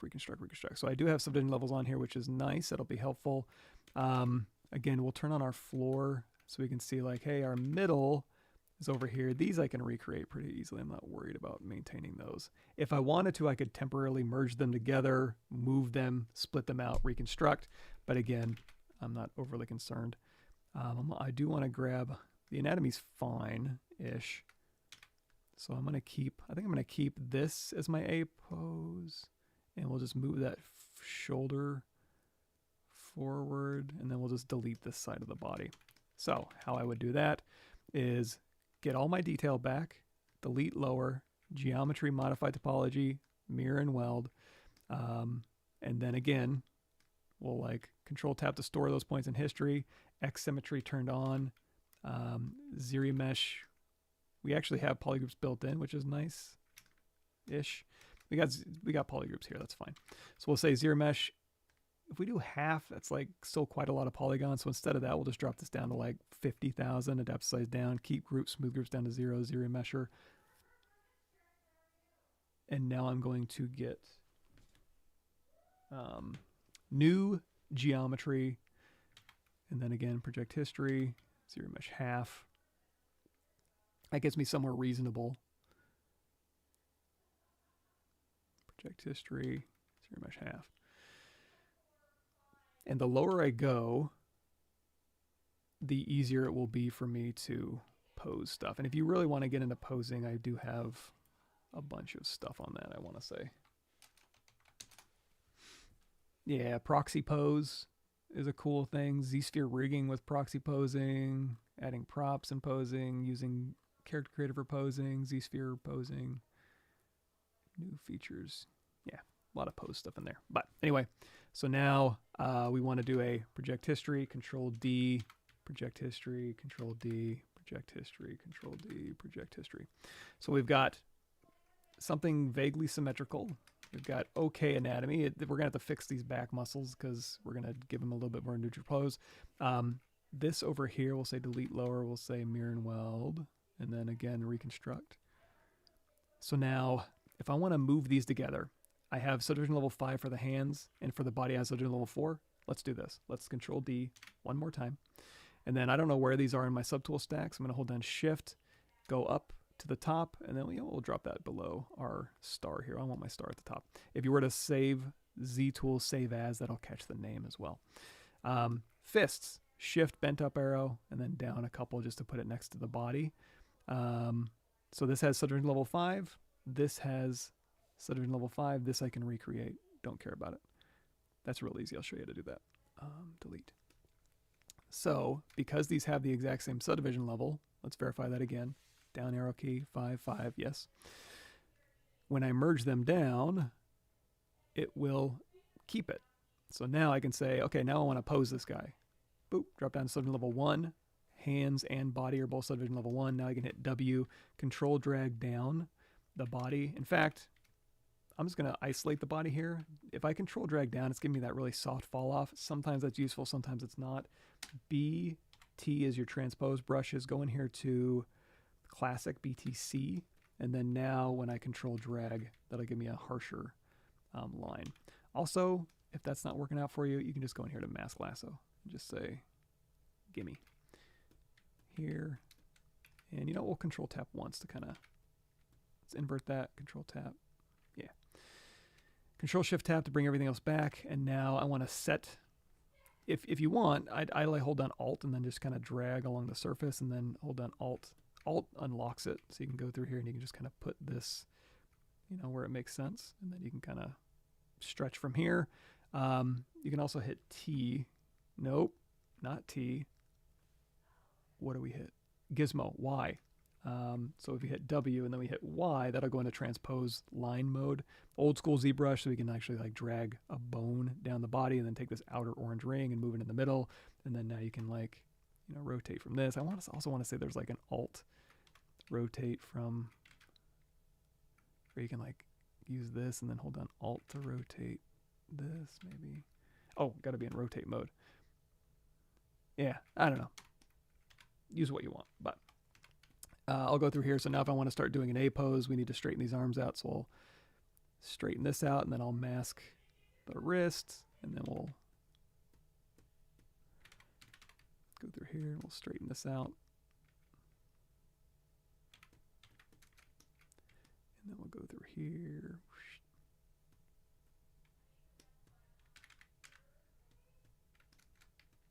And you'll notice too, when I'm like masking something, and if I go through here and I feather it, it's going to kind of pull towards that mask. If that's not what I want, I'll invert the mask and then feather it this way, and that'll kind of pull down the arm and then invert that.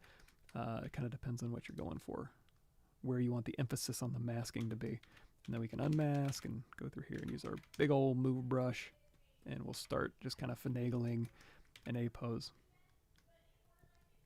Relaxed A pose. Now again, I'm going to have to go through and resculpt these back muscles so that it's not so extreme, but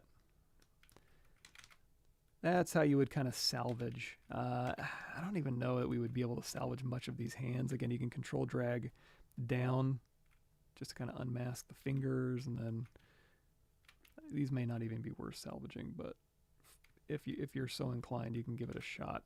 And at this point, we can just use our mask. Oh, there's another thing you can try. Gosh, what is it? Brush. I want to say it was like a... Oh boy. Did I make a video of it yet? Anchor brush update. Oh yeah, quick polygroup brush. Fast polygroups advanced technique. How do I do this again? It is... Quick polygroup. Okay. That's the name of it. Let's try that. Brush, BQ, quick polygroup. Yeah, so you can just go through here and make real quick polygroups. Quick polygroup. And then you can hit W, control tap this, and then you can go through here and let's see, scooch this in a little bit, put it in the middle. Quick polygroup. Let's go a little lower. Yeah, so that's kind of cool, huh? Try quick polygroup. Impress your friends. Kind of untangle your fist here. And then we'll unmask. Oh, another thing too is you turn on topological. Auto masking topological. And then you can go through here and you can kind of finagle your fingers separately and if you're relaxing this stuff. Like I said, I didn't have a ton of detail on the hand, so it might even be easier just to, well, he's got weird, I mean, if you were so inclined, you could go in here and say, you know what, subdivision level 5, let's go ahead and split off these gloves. So we'll say delete lower, we'll say split hidden, we'll say reconstruct if we want that back. Let's go out of solo mode, alt tap the body, reconstruct. And again, just that's nice to be able to get this functionality back where you can go through and move your low res envelope here.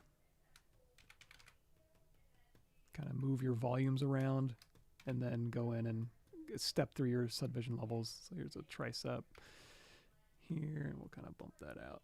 So again, work on your silhouette, work on your volumes, work on your anatomy.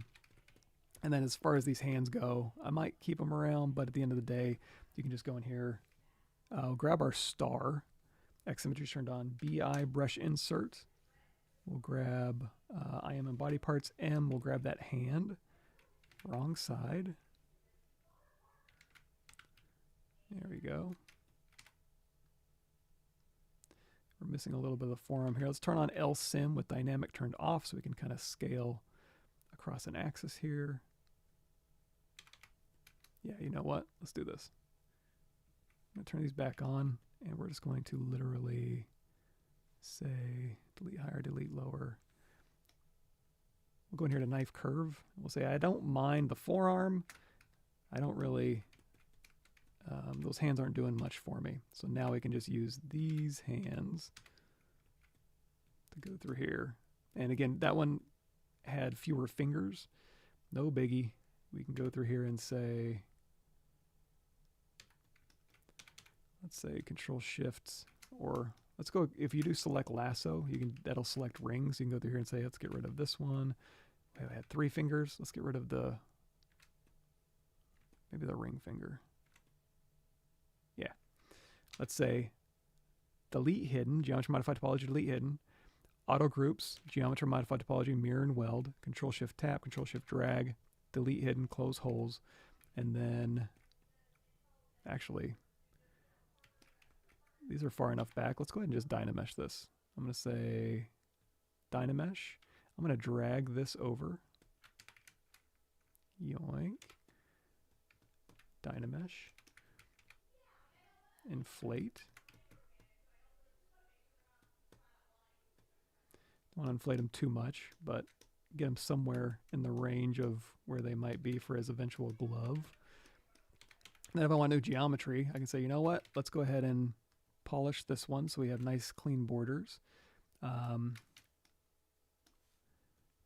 We'll do an auto groups.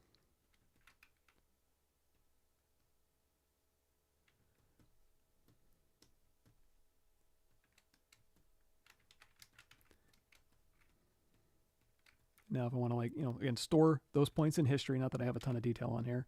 Zero mesh half, depth size down to 0, keep groups, smooth groups down to 0. And actually, this is just the hand, right? So we want to merge it onto the forearm. Let's do that real quick.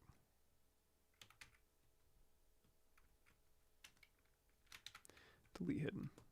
So again, I don't know where that forearm is in the world. So Shift, bent down arrow, Alt tap, Shift, bent down arrow. Yeah, let's merge these down. Let's Dynamesh it together real quick. You could Boolean these together, but Dynamesh in this case is fine since there's not any real detail we're trying to save. Let's say we do, you know what, let's make it all one poly group. Let's do a knife curve, give it a nice straight line back, and then again, do a quick mirror and weld across the X just in case. And then store those points in history, zero mesh half, depth size down to lower, half, project, half, project, half, project, and then Control D, project, Control D, project to get your details back. But again, not a ton of detail. So now we have 3 fingers, subdivision history, decent mesh to sculpt on, go through there and pose out the arm, match it up with the body, clean it up a little bit. We'll put this neck back in somewhere in here. And again, same deal with this too. Let's go into transparency mode so we can kind of be like, okay, that's where those two line up. So you're not really missing much of anything. You can say, I want this piece to be here, and it's kind of go around.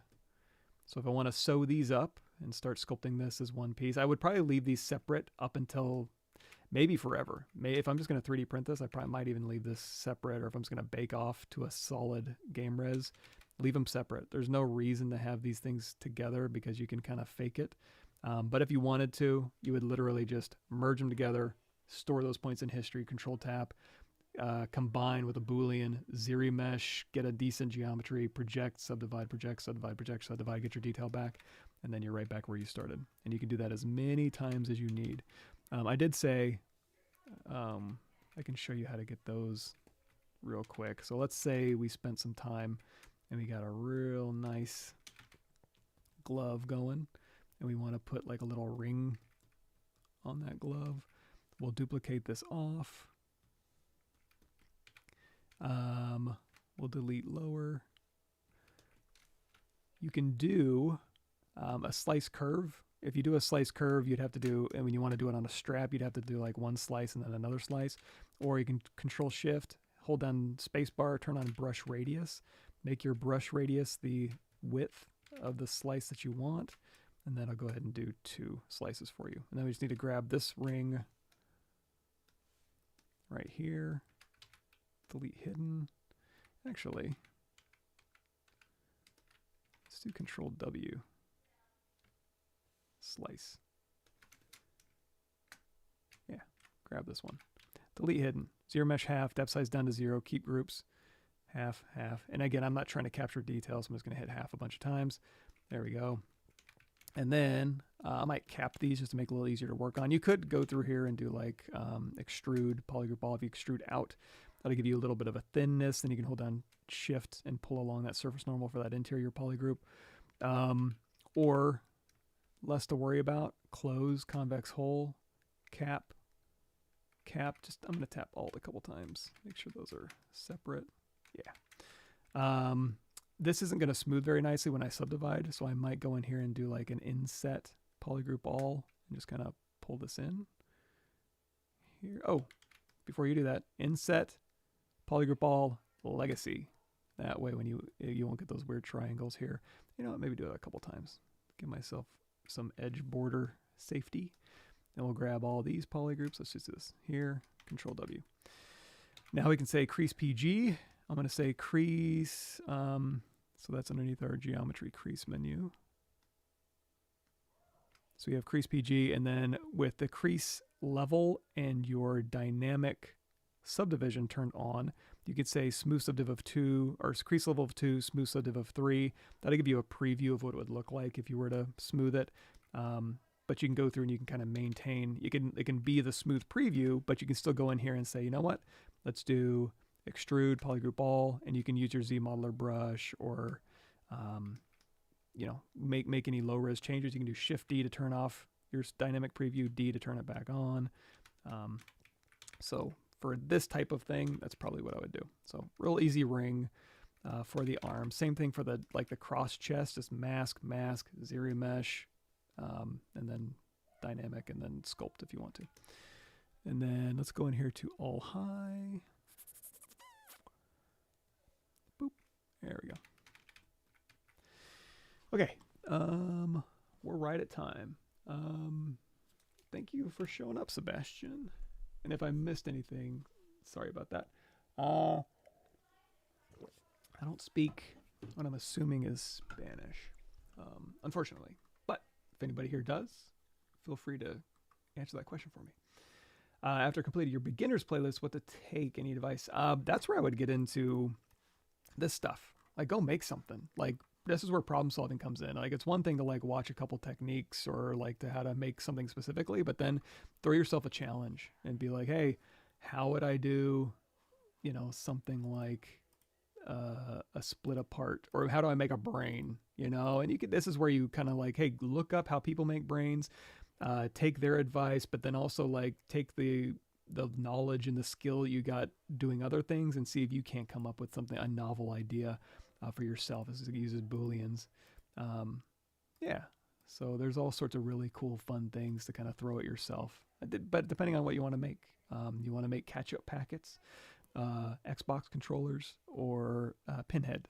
You know, those are all different challenges. And again, you don't. And also one thing too is like when I'm live streaming, I'll tend to be like, let's get really not complicated, but like here's a really elegant solution for like putting a square of geometry and then assigning a nanomesh nail poly to it, and then you can grow them all. Actually, I could show that to you in real time.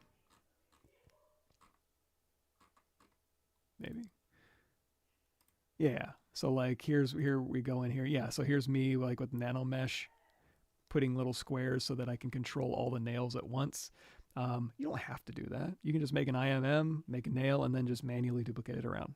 It's probably going to be not super easy, but this is a fun one.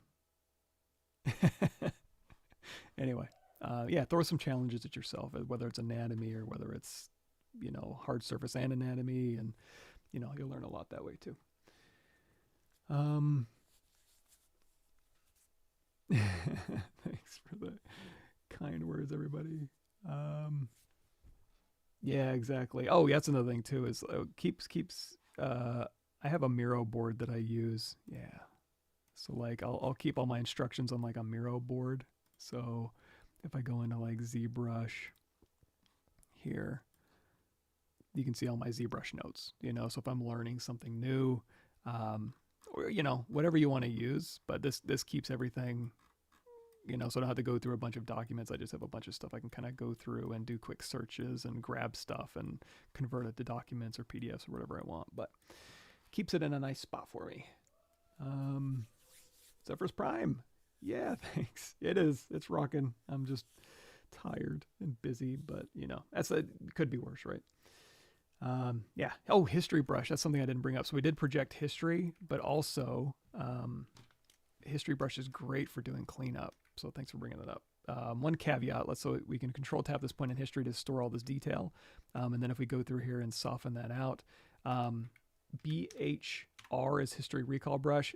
Turn off X symmetry to use it, but you can use this as a camera projection. If you ever get in a tough spot and you want to like just go grab detail, just keep moving so you're looking straight down at your mesh, and that'll grab that detail back. In this case, I'd have to go over here and do this side, but since this is symmetrical, you could say mask this half that you like, and then go over here to deformation, and you could say smart resim. Because we have geometry the same on both sides, that'll go ahead and transfer this masked detail over to this unmasked, and then you can have X symmetry turned on, and you're kind of back where you started. Cool. Cool. All right. Thanks, everybody. Happy ZBrushing. And every month I say this, I'm going to do more, and I'm going to make videos again. I'm getting there, I swear to God. But